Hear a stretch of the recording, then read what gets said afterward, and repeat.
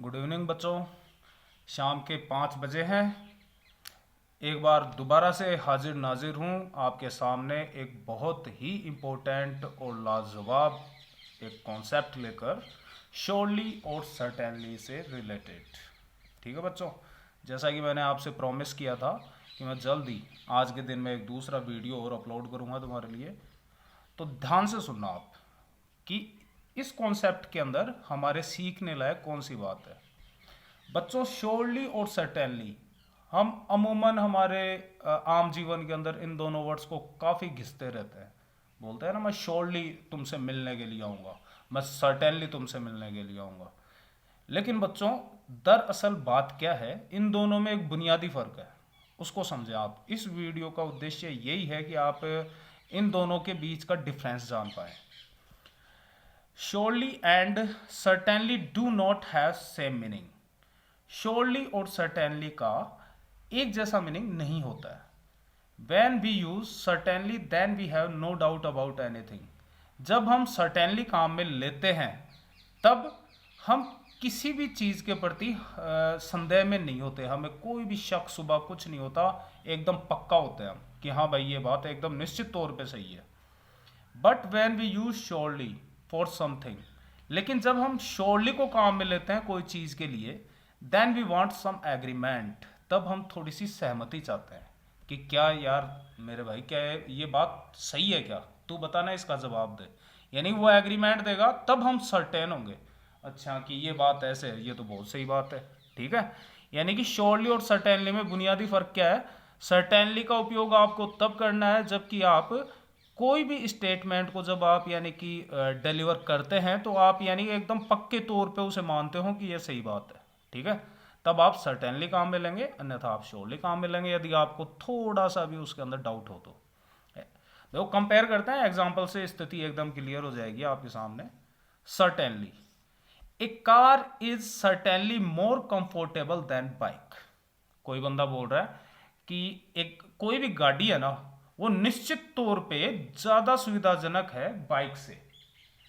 ठीक है, किसी भी बंदे ने एक बात कही कि गाड़ी है ना मोटरसाइकिल से ज़्यादा सुविधाजनक होती है, आरामदायक होती है, उसने सर्टेनली लिया।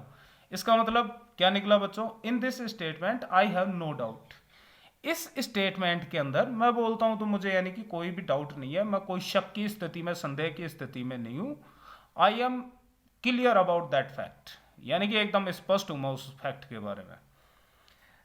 ओके, इसी सेंटेंस को हम श्योरली के द्वारा देखते हैं। A car is surely more comfortable than bike. एक कार निश्चित तौर पे बाइक से कंफर्टेबल है। हिंदी के अंदर यानी कि दोनों का मीनिंग सेम आ रहा है, बट इंग्लिश में यदि हम देखते हैं तो श्योरली बोलने पे कहने वाले का तात्पर्य क्या होता है, उसका मीनिंग क्या होता है। In this statement I want some agreement for this fact. इस स्टेटमेंट में मैं सहमति, थोड़ी सी सहमति चाहता हूं, ठीक है, इस फैक्ट के बारे में। मैंने बोला ना, एक car is surely more comfortable than bike, यानी कि यार तू बताना हकीकत में ये सही बात है क्या। This is a doubtful situation, यह एक डाउटफुल सिचुएशन होती है। ठीक है, जब भी यानी आगे से ध्यान रखना बच्चों, श्योरली बड़े ठोक बजा के, सीना ठोक के बोल के जाते हो श्योरली मैं ये काम करूंगा, अरे नहीं भाई सर्टेनली करूंगा। ओके, क्योंकि ये क्या होती है, डाउटफुल कंडीशन होती है। सेकंड, थर्ड एग्जांपल और देखिए आप। ए बोल रहा है, when I go to town, जब मैं टाउन में जाता हूँ ना, आई डोंट नो एनीबडी, तो मैं किसी को भी नहीं जानता हूँ। बेचारा ए क्या है, कोई नए सिटी के अंदर घूमने के लिए गया, या मान लो कोई कोचिंग करने के लिए गया, कोई स्कूल में पढ़ने के लिए गया। ठीक है, जैसे तुम 11th क्लास के अंदर या 12th के बाद कॉलेज करने जाओगे, तो अपने बी, इसका खास फ्रेंड है बी, उससे यानी थोड़ी सी शिकायत कर रहा है कि यार मैं सिटी में जाता हूँ ना, तो मैं किसी भी बंदे को नहीं जानता हूँ वहाँ पे। तो अब बी बोल, लेकिन Ram, surely you have still got lots of friends here. निश्चित तौर पे तुम्हारे यहाँ पे बहुत सारे मित्र बन गए होंगे। ठीक है, बोल तो दिया लेकिन पूछ रहा है, देखो बोलने के लहजे से ही आपके समझ में आ रहा होगा।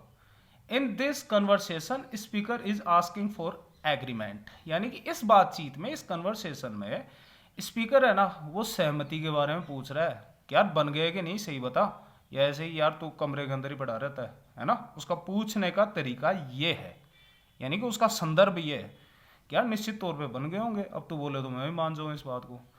With something that seems likely, और ये है ना बी भाई साहब को ऐसे लगता है कि यार इसके पक्के यार दोस्त तो बन गए होंगे, ऐसे कैसे बोलता है कि यार यानी कि मैं किसी को जानता ही नहीं हूँ। आई होप ये दोनों वर्ड्स एकदम क्लियर हो चुके होंगे। बच्चों डिस्क्रिप्शन देखा करो, डिस्क्रिप्शन के अंदर मैं शेड्यूल करूँगा, यदि मैंने एक्स्ट्रा वीडियोस बना लिए तो मैं यानी कि उनका एकदम टाइम एकदम शेड्यूल कर दूंगा कि ये वीडियो 9 बजे सुबह मिलेगा, ये आपको शाम को 3 बजे, रात को 9 बजे। ठीक है, तो डिस्क्रिप्शन को अच्छे से पढ़ा करें आप। ओके बच्चों, गुड नाइट, बाय।